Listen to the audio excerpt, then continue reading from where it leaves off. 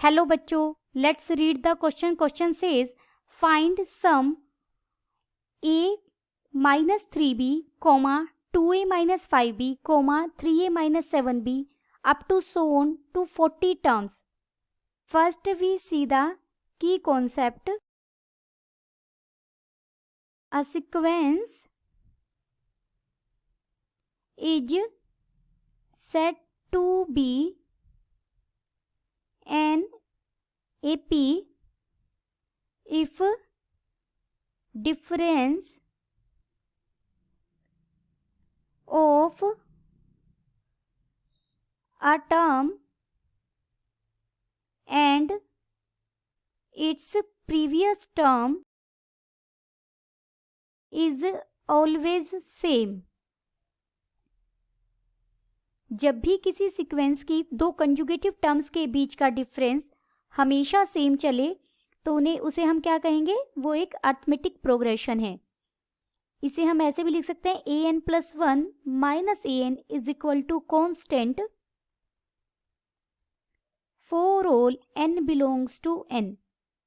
और अगर हमें कोई अरिथमेटिक प्रोग्रेशन दिया है तो उसकी पहली n टर्म्स को ऐड करने का फॉर्मूला है Sn is equal to n/2 2a plus n-1d,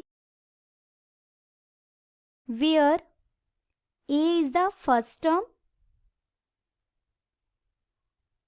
and d be the common difference.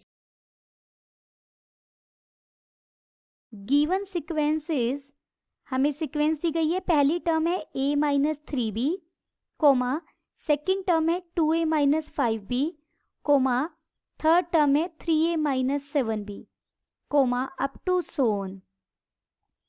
यहाँ हम t2 minus t1 find out करेंगे. 2a minus 5b minus a plus 3b हो जाएगा ये. This is equal to a minus 2b. t3 minus t2 find out करेंगे.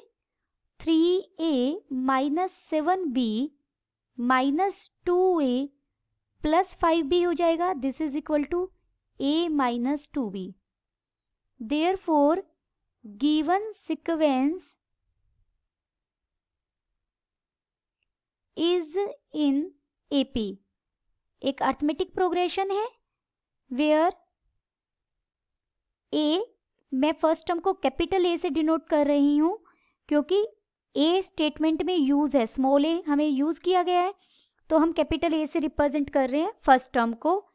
First term है हमारी a minus 3b and d is the common difference that is a minus 2b. Therefore S40 क्या हो जाएगा? 40/2 into 2 first term a minus 3b plus n is 40 minus 1 d is a minus 2b.